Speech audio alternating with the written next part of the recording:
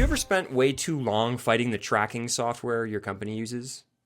How do you know which of the many tools out there would be the best for your team? What are the challenges studios encounter regularly when working with tools like Jira, Favro, Notion, and all the rest that are out there? Today, we're going to be talking about the tools that we use to align, plan, and predict game development. If you've been in game dev for any length of time, you've encountered and probably fought with ticketing systems and tracking software. Joining me today is Patric Palm. Patric is the founder of multiple work management systems and most recently Favro. He's passionate about helping game dev through the lens of better tools and just generally thought processes, and has a lot of insight as someone seeking to help studios solve the problems they face every day. Welcome to the podcast, Patric. Really glad to have you here. Thanks for having me. Okay, so Patric, I want to start off by talking about the state of games overall, game dev. What's in your Steam library these days? Well, so at Favro, we're remote first, so our team is quite spread out. So we don't do after work with beer. Actually, a lot of our guys, they don't drink anyway, so that would be a disaster. So we do after work gaming. So when we do our company briefings, when the various squads are showing what they have delivered that week, as a warm-up exercise, we're playing casual games. So it would be something like Among Us. GeoGuessr is definitely the one we're playing most right now. And then we have a smaller set of the team, mostly on the dev side, that likes to play more competitive. So right now there's a lot of Warzone. We play that a bit. I think we played Counter-Strike before, but we kind of slided over to Warzone, and I think I can credit myself for suggesting that. And I am definitely the worst player in the team, so. I was having dinner with one of the guys from Activision working on it, and I was telling him that when I play with a team, my biggest contribution is probably just to help us get better lobbies with my horrible KD, and he was looking at me and he was saying, it's probably correct. So, but take advantage of that SBMM. So I enjoy it I enjoy playing, but it's a little bit frustrating for me because, well, one. I'm not as young anymore, right? So there's that aspect of it. Two, I'm a hardcore mouse and keyboard player, and that's just horrible. Warzone, it's just so much better on controller. But I'm stubborn and I continue with mouse and keyboard, so that gives me another disadvantage. And then finally, I just don't have enough time to put in the practice needed to be good. I totally get it. I picked up Anno 1800 as a city builder. I was playing Helldivers. I still am playing Helldivers 2 for a while, but I just got into Anno 1800. But man, those sorts of like long form city building strategy style games, they take time.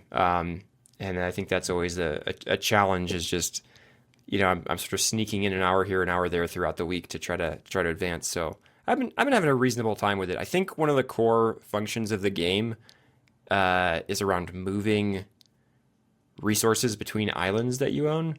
In this one, that's the type of city builder it is, and for some reason that's just unappealing. It's uninteresting to me. It's just I don't think it's like a bad mechanic or anything. I'm just like, this for some reason I'm not landing with this.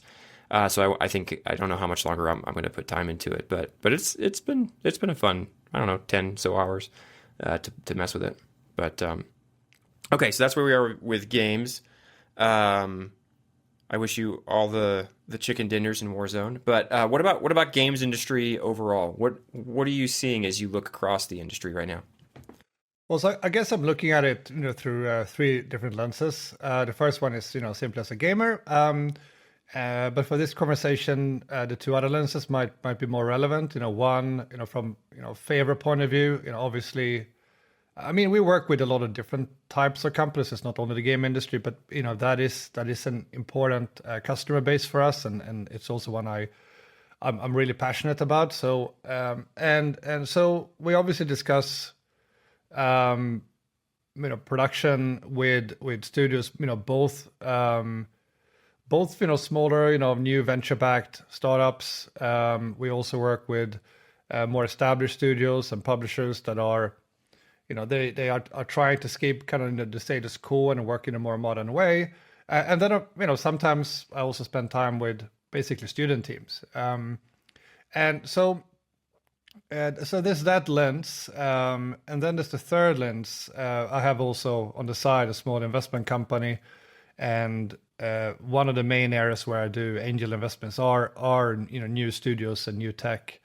So I see quite a lot from that point of view as well. And I mean, the short answer right now is that obviously it's very challenging. There's been an enormous amount of layoffs. I also think that some layoffs are companies taking advantage of the fact that everyone else is doing layoffs, so they taking a chance right now, because right now no one, it's almost like no one will care because it just drowns in all the bad news. So I think we've seen a lot of that going on now. But I'm also starting to see. I would say that it feels like we're kind of like in the beginning of the end of that. And I think that's somewhat more clear if you looking at it from an investment point of view, because last year it was definitely a problem that a lot of the venture capital money had dried up. So there was less, significantly less money and less investment. Well, actually, the truth is that there was significantly less money and less investments, but there was a relatively large amount of investments that were quite large.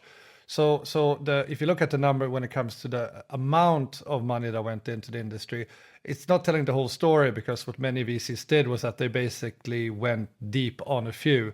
So it's actually worse than it looked last year, because the number of investment that happened was significantly going down. But I've seen positive signs there already. So you think we've hit the bottom? We're moving up. We'll be moving back up into the right. On the VC side, so when it comes to venture capital into new studios, there is a factor of that. It's also harder for the VC companies to raise money. So for them in turn to raise money, there's a bit of a situation there too. But there has been some good announcements of new funds as well. So I don't know. I feel a little bit more positive there. But then there are other problems. I mean, if you look at, there's a bit of an increased interest in PC gaming now, and there's a bit of concern around mobile. And it's not because people stopped playing mobile. Mobile is still huge, but go-to-market has become very complicated. So obviously, this is the classic problem, as an investor when you're looking at pitches, that, the team is so enthusiastic about the game.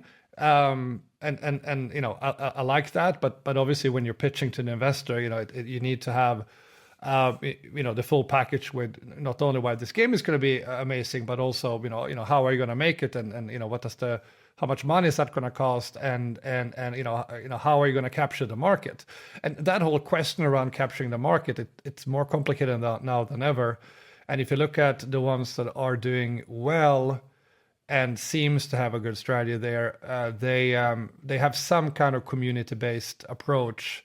My opinion is that the ones that basically have that built into the strategy from the beginning, and they also start early, they are well set, versus if you have a team which is basically like, well, when we launch, we're going to spend a lot of money on advertising, that's just not going to work anymore. Interesting. Yeah. The equations that they were all running for a very long time have just changed dramatically in that mobile space. You mentioned a third perspective, which was as a gamer. How do you think about the game industry? And we don't have to go deep into it, but I'm just curious, what is that view?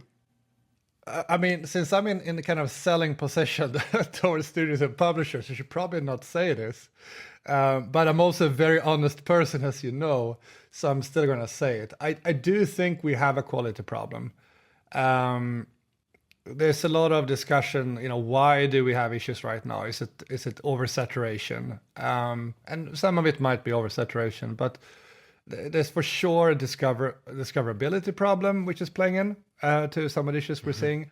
But I've been discussing this a lot. GDC and some conferences after, meeting with industry friends. This is one of the topics I'm discussing a lot. Like, the issues we're having right now, what's the breakdown of that? How do you see, what are the various, contributing factors to that? Because it's not just one thing. And one thing that keeps coming up is quality. It's like we're And very often people, and I would agree with this, make an analogy to Hollywood that, we have this situation where, we're betting on what seems to be safe bets. And I think it actually, you brought it up in one of your podcasts, where you were looking at this number of revenue per developer. And I think you kind of called out one of the big publishers actually doing pretty bad there, and it's just keep going down. And basically calling out that the model is broken, and I think you're right. I think we do have some of that, and I think, but this is also great because it means that this, as from an industry insider point of view, there's definitely so much room for innovation. I think there's an appetite for more innovative games. There's there's just there's a lot of room to do better, and then doing that better, that can be somewhat method oriented. So, for example, a lot of people are talking about, how do we involve our gamer communities more in the creation, et cetera, et cetera. I mean, this is this is a whole podcast in itself, So, I think you probably have covered it in others. So, but again, I think the way this relates to production, which is kind of my domain, is that I do think that in the same way as with a movie or a film production, you can have a producer who's basically messing up all the creativity, or you can have a producer who's really enabling the creativity. And one of the things I hear often when people are in an insightful way talking about creativity is that the right kind of frame, so to say, or in this case almost like framework, can be a good thing for creativity. It's not necessarily a limiting thing. And there's so many, if you don't believe that, there's so many examples in the world where you have had a person or a team that have had unlimited resources, and there's just no boundaries, no framework. And very often that ends with disaster. And some of the absolute best things that we've ever seen. I mean, one of my favorite examples is the first Star Wars movie. It was extremely limited. There's this amazing documentary series on Disney Plus where they talk about the birth of ILM, and they talk about the first Star Wars movie that was made. It's like how much limitations there were, and they were forced to come up with very creative solutions because of that. Now I'm not saying that you should purposefully limit yourself if you actually have the resources, but it's just it might seem counterintuitive, but very often limitation is the mother of creativity, and done right. If you in a methodical way apply that, you can actually have a very nice balance between the typical production objectives, which is making as a great game as possible on kind of time and budget. But emphasis on that first thing, like great game. Again, I kind of want to call out something that you talked about in one of your other podcasts, where you talk about prioritization, which is that if you kind of have the mindset that you're just going to do everything in the backlog, if you're not forced to make important prioritization decisions, what is really contributing to the fun of this game. You're starting kind of like your iteration process of fun too late. Everything just becomes like a big list of stuff you need to get through, and then you have most likely not created the best game possible. And I think that ties into the thing you said originally was quality, and this is something Aaron used to talk a lot about, and I certainly agree with it. And when games went from being box products you bought in the store and they were never updated. Right, there's an incredibly high quality bar for that. Before the internet you could just patch. You could do like a day one patch and fix some crazy bug. And as we've gone further and further from that, it does seem like quality has gone down and down and down. But I think that there's almost been a cascade of that. And when the focus is on getting all the bits done, then one of the variables that I think exists and isn't necessarily captured as cleanly in the classic sort of iron triangle is quality. And I think quality is the thing that if I have to get all 7 features done, I don't have any choice, but I have to get them all done in an unreasonable time frame, then quality is the thing that's going to suffer, right? Quality and developer health. Those are the two things, and those are related as well. Those are the two things that are going to give, and that's going to lead to a poor game coming out the other side. So, I very much appreciate your gamer take on the industry. That's pretty cool. Do you want to dive into the meat of this? Well, I have an example of how this actually applies as a tool vendor. Would you Cool. like? Would you like me? Would you like? Yeah. Would you like me to share that? Because this, this kind of thinking actually applies as a tool vendor as well. So I'll give you a little bit of insight from our world, our day-to-day challenges. So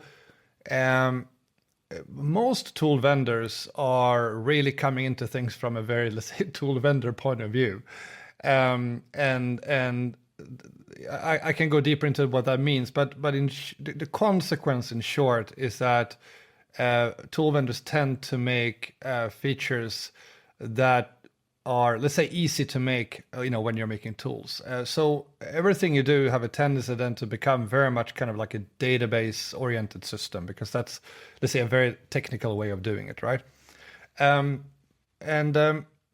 We approached it in a different way, because when we created Favro, when we started Favro, we very much came from the perspective of, what are really good practices? What does a good team collaboration look like? What does it look like if you're creating a product, and not just games, any kind of product, actually any kind of business, because Favor is really used across the whole organization, just not only in product development. So we really had that vision, like, what does basically a good organization, a hyper efficient organization, an organization that very rapidly adapts to the market, what does that look like? And then, we had a pretty clear view on what that looks like. I mean, it was also based upon having been, thought leaders in the Agile community for a very long time. Before this, me and my fellow founders, we built, Handsoft, which is another, tool vendor that we sold back in 2017. So we learned a ton during that journey. We wanted to put all those learning into like, okay, what's the next generation of great ways of basically running a company, not just product. Even though, how to really build a good game is of course what I'm maybe a little bit more passionate about than, some other things. So anyways, so we're coming in very much, with that perspective. Now, having that philosophy or let's say attitude, that means that when we are then looking at what our customers suggesting, we have a canny where our customers are suggesting, updates to our features or new features. And what we do, some of these things are pretty straightforward, could be a bug or something. But sometimes the situation is really that what we need to do is to not stop at just looking at the feature suggestion and then basically implement the suggestion, because very often the customer is asking for something that they've seen in some other tool. It will be something like, hey, Jira has, this chart. Why don't you have this chart? And then, of course, we could just go ahead and implement that chart. But what we are trying to do then, since we are using this philosophy, is that we really are working close with the customer to understand the underlying problem. It is a classic kind of like, 5 why technique. So it's like, like, why are you asking for this? There's a feedback loop that I see. Aaron and I have talked a lot about that idea of you're looking at the organization through multiple layers, and there's a cultural layer, and there's a product vision layer, and there's a process layer. And we would say that most of the serious problems we see in studios are actually at the cultural and product vision layer. And most people attempt to solve them through the process layer. And I also want to acknowledge that as we say that, the process layer feeds back into those things. And that's kind of what you're calling out, which is if I put in place a process that undermines the culture you're attempting to create, right? If the process is hierarchical, like strictly hierarchical or centralized or something, then by using it as the standard inside of the organization, I am disempowering the team from agency around how they work. And that might run completely counter to what I said I wanted to do and the company I was trying to create. But hey, that's the system. So one of the things that, we've been thinking a lot about, in when we've been designing Favro and when we are thinking about the problems that we designed to solve, one of the things are the challenges that comes with LiveOps. So LiveOps is hard, and it if you don't believe me, you can just look at some big games that have a ton of resources and they still manage to mess things up on a very regular basis.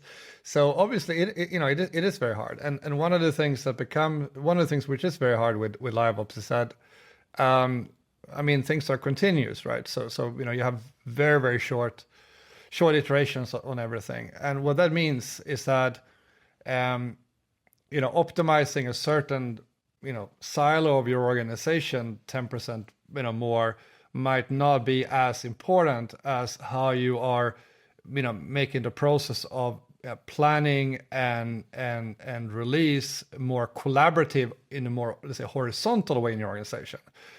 Super simple example, you need to have product and marketing and community really being in sync with each other. So it's really mastery of this is kind of how are you able to in being very much in sync, continuously delivering stuff without messing stuff up. And obviously one method you can do here is that you can go old school. You can try to micromanage the shit out of it, and that's firstly, it doesn't work really well because that kind of micromanagement is very slow. Teams that are able to, in a more autonomous way, deliver quality with a clear idea on what quality means, tend to work much better. It's much faster, typically better quality. But then you also have the aspect that it's much more motivating. So if you want to run a good culture in your company, you also get. Then we're getting into that whole, area of, are you able to get the best talent, retain the best talent? Do you actually have, happy talent, in your teams? That kind of company is going to be much, much better to work for. But that also, changes what it means to be a leader. I'm not going to go into the whole thing on like what servant leadership means and what it does not mean, because I know you had a very good podcast about that, where there's a lot of misconceptions about it, etc. But to kind of spin a little bit on on the thing that you dedicated a podcast to is that the importance of doing that well now becomes more important. If you have leaders that are with in one way saying that, okay, these teams are now more responsible, but they don't really have the means. Going back to your example there with Jira, it's like, you're giving them responsibility, but you have not given them the means to own their responsibility. There's a problem. Mm-hmm. I don't have as much military background as you have, but I have some. I served and I worked as a leadership instructor for a while in the Swedish Air Force, and we always, we had this saying that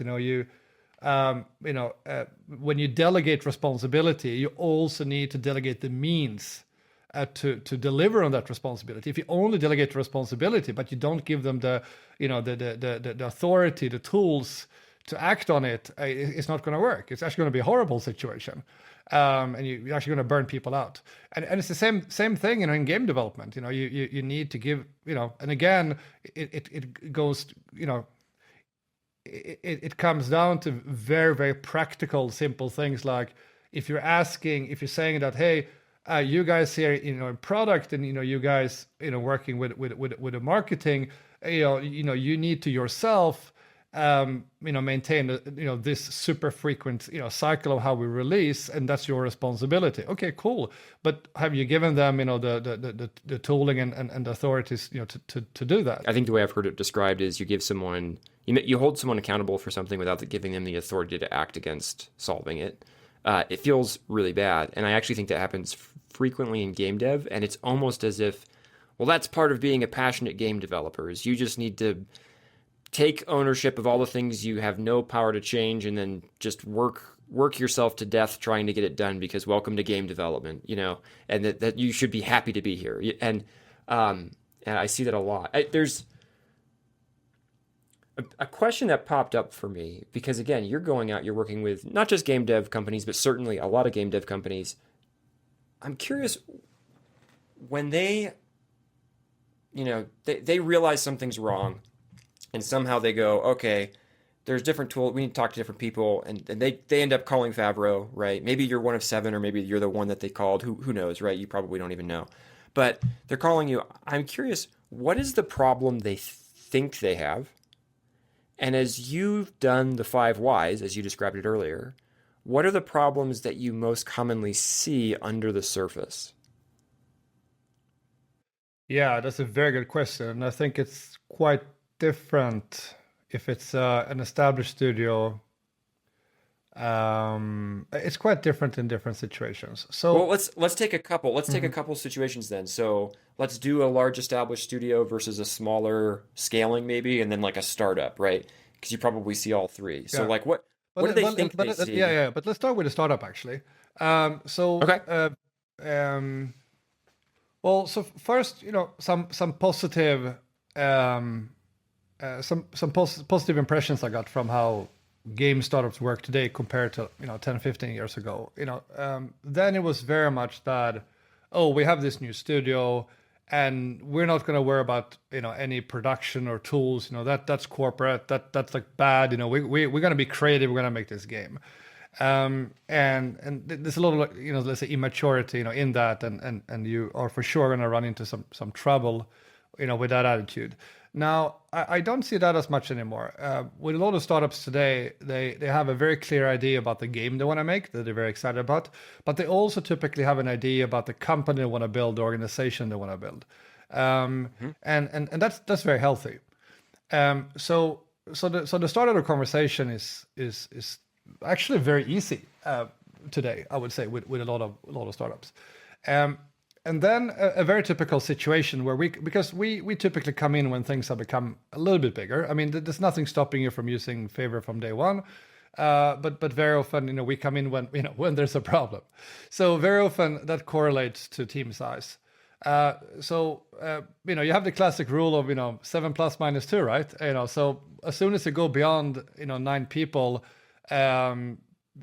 collaboration becomes a little bit more tricky, especially if you're distributed. And when you're starting to get into 15 people, 20 people, you're really going to be kind of like a team of teams in practice. And if you're not, you have a lot of other problems. So you need to start basically having a little bit of I know a lot of people don't like the word process, but it's really what it is. You need to have some process. And the mistake that you can do is that, let's say that you use something like, let's say, Notion to document things, and then you keep going with that, and you keep going with that, and you start having some pain, and now you're 20 people, and this is not really holding together anymore. And then at some point they say, okay, well, now we really need to do this properly. And you go and you buy Jira, and maybe you hire a producer who loves Jira. And then it goes like, 180, and suddenly you're like super corporate, and you just killed a lot of the fun. So that's a horrible way to do it. Don't do that. But it's very common. This happens all the time. Not only in game development, but in any startup. So what you want to do is to start thinking about your basically your scaling pains before they happened. So basically, when you are around 7 and you're at the point when you start thinking about becoming bigger, so it might be in connection with a fundraise or something like that, where you know that we are going to be more people. And it might not even be hired people. It could be that you're going to use extensively external help. So, you're working with an external partner, or maybe a bit of let's say, a community-based approach. And when you do any of that, a good tool setup is very helpful. Favor is fantastic for working, across organizations. If you then start, so what I would recommend then is that what you want to do is that you want to set up a little bit of process, but just very lightweight. Don't overdo it. What that means practically in Favro is that you would maybe have, one feature backlog and one asset backlog, and you have one execution, Scrum board. And you're basically just committing assets from that backlog, and you're committing features from that backlog, and you have a little bit of a process of how you're working with this. And you just keep it that lightweight. That will take you very far without, hopefully without people feeling like, suddenly we became super bureaucratic. You can scale quite far with simply that approach. And then you can kind of build upon that approach, and you can contact us and we can help you with that, because we've seen the thing before, right? So that's included in our help, and we will help you scale that. So that's a good way of doing it, and then you avoid some pretty serious pains that you could otherwise run into. So that's the startup problem, I would say. Let's go with the scaling. So this is the company. I'm going to say somewhere between, let's say 30 to 100, right? And they're starting to hit. Maybe they've had a success or whatever, or they're getting more funding. They want to get into production. Maybe if it's in game dev, or maybe the game's already doing quite well, and they're realizing we need more people. And again, I kind of want to frame it through that lens of what is the problem they think they're having, right? That this is why you get called. And when you dig in and when you do the exercise, what's underneath it? The problem they think they're having very often is actually that they have an allergy to Jira because they used it before and like, oh no, I don't want to go there again. There must be something better out there. We heard Favro is fantastic. What's the show us a demo? What's the hype about? Please give me another option. Yeah. So I mean, full honesty, it's very often actually exactly that, and Wow. and that is both a problem they think they're having, but also a problem they are having. So it's a real problem. But to answer your question, there is very often a problem they might not they might not realize they're having, which is that when they go into production, there are a lot of things they think they need to do. They're like, okay, well, now we're going into production, so now we need to set things up in this and this way, and they're going in the hire, some people that have. They're like, okay, well, here's someone who's done this before. So they're basically importing a lot of quite old practices. This is not only about the tooling, but it's about it's the tooling and how you use the tool, and the practices that they implement. So they're basically going into some very let's say factory mindset on what things could look like, and they're making themselves unnecessarily old school, when they might be double hurting themselves, because very often companies are in a way, I mean, there's a lot of nuances here, but they are in a way going into production mode, let's say too early, where there's still more innovation to be done. It doesn't stop, and especially if it's a live service. To put it more simply, it's kind of like you have you're going in with the mindset of a very, let's say, linear process, and then it's going to be done, and we ship, and okay, now we're like done, and there's going to be some team running the live service here now, and that's not really how you want to do it. I mean, the companies that are doing this well, they will have a very involved community quite early. So even if you, let's say, formally if you want to call it, we are now in production, you have more teams, you have some external teams, there's a higher level of innovation and creativity going on. And you need to support that. You need to have the processes and tools to support that. So there's more of that needs to go on. And I think that's a mistake. And this is not exclusively a game problem. I see this with other startups as well, where they reach that kind of size, let's say 50 people or so, and they raise a very large amount of money from a VC, and like, okay, well, now we need to become like a real company, and then they go and they hire a lot of managers that are actually bringing some pretty bad practices in, and you're killing a lot of the creativity, you're killing a lot of the fun, you're killing a lot of the things that made you good. And that, so your problem, and this is by no means a simple problem, it's a super hard problem. But if you're the CEO of this company, your task here is to scale what you're good at. You want to scale what you're good at without messing it up. And that's the problem that very, very, it's so common that you have this attitude like, well, okay, now we're this big, now we're entering this phase. Okay, we're now formally in production, and that means that we're going to do things in certain ways. And you just gravitate into some stuff which is actually, making you much less good than you could have been. So I think this is a little bit of a sickness and again, not, I think it's a human thing, not necessarily a game development thing, but it for sure hits game developers, and very often people are quite unaware of that they are basically buying their own problems, in a way. I did want to at least briefly hit the 150 plus person company. So let's say 150 to several thousand, right? And to come all the way back to what we were talking about earlier, which is, what is the problem that they think they have when they show up to you? And this one I'm most curious about, because I worked in a company like this for quite a while. And what's actually going on? What's the actual problem? Yeah. So, firstly, I should say, unfortunately, especially in game development, it's quite common that I can see the problem they're actually having. It can, for example, have to do with transitioning into doing more kind of LiveOps rather than what they've done before.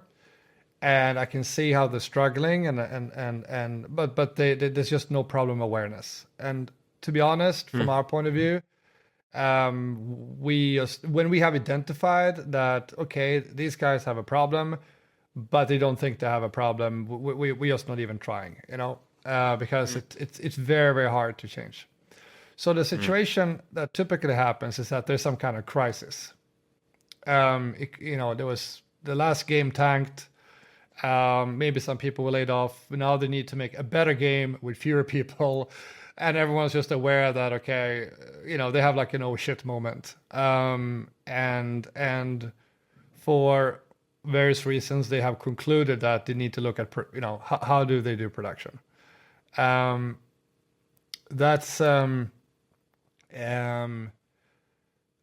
So it's really coming out, there's already an initiative around them changing, and we fit into that initiative. And it also sounds like there's a desperation in there.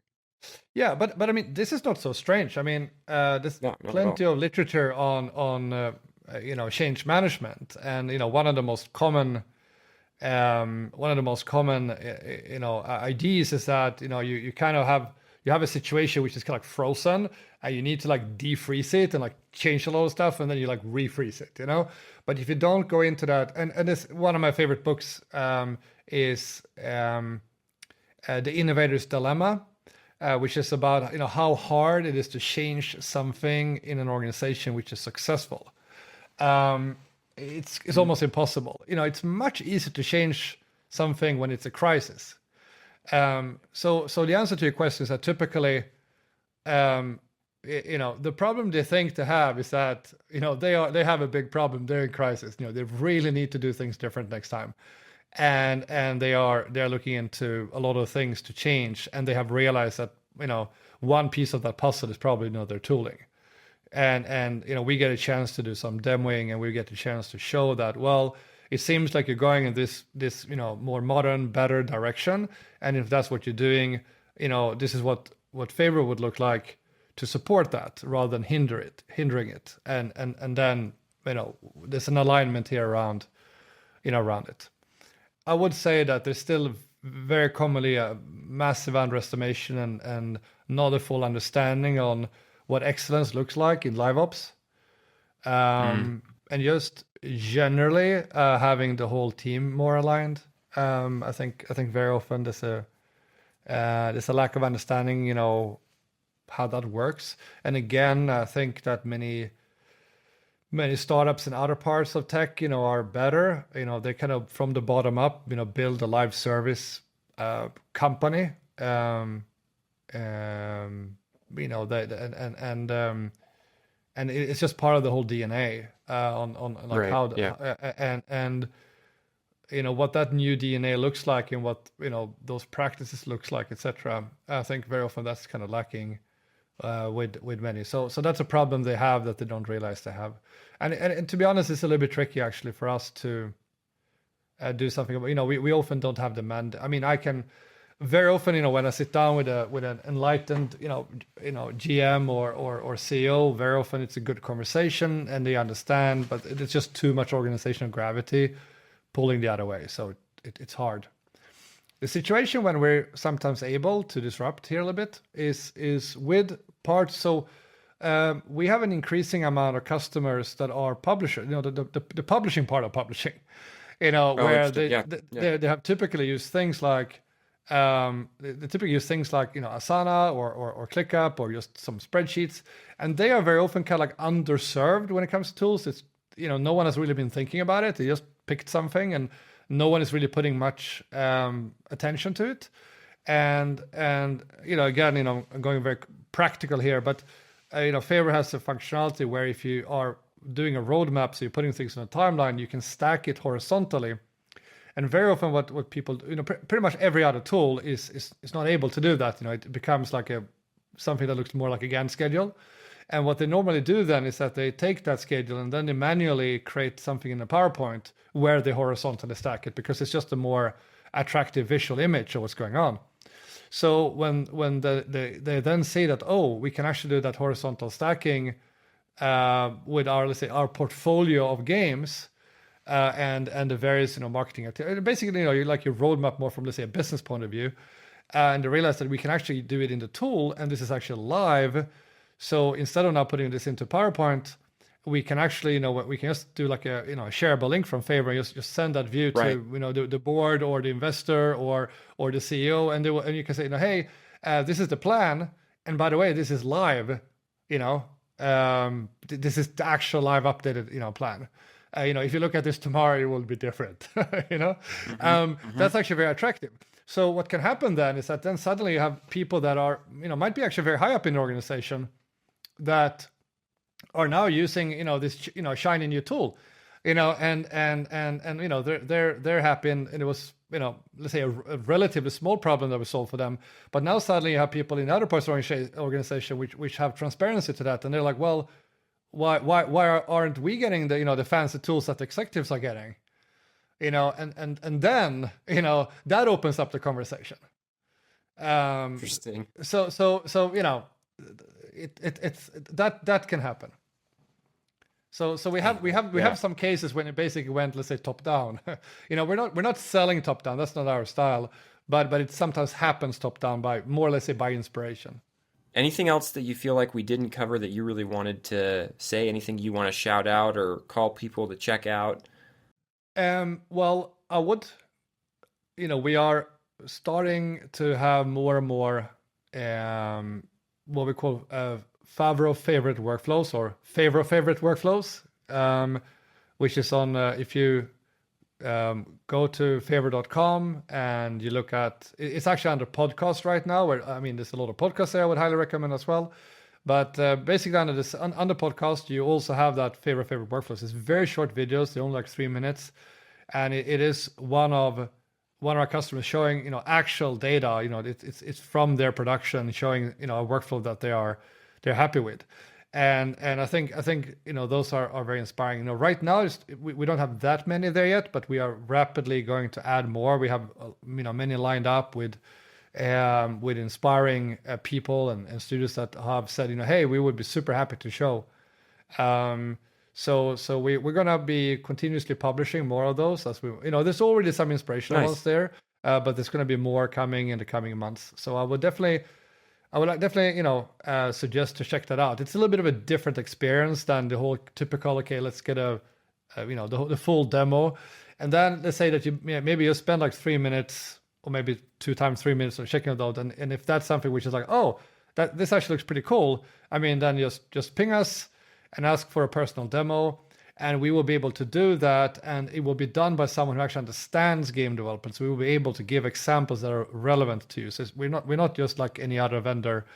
It will be something where we're actually going to be able to discuss, your specific, game development problems. Awesome, cool. I think that's I'm good on my end. So I guess we will wrap it up there. Yeah. Thanks everybody for listening. Thank you, Patric. There was a lot of really cool stuff in there. So I really appreciate the insight and the perspective that you bring to the conversation around not just tools, but also culture and people and relationships and how these things are all intertwined. Very, I enjoyed it quite a bit, so thank you. Did you enjoy this episode? If you did and are looking for more conversations like this one, join the Building Better Games Discord community. It's for leaders and producers in game dev who are frustrated with solving the wrong problems and who want to share experiences and learn how to lead and build better games. Check out the show notes to join. I'll see you there.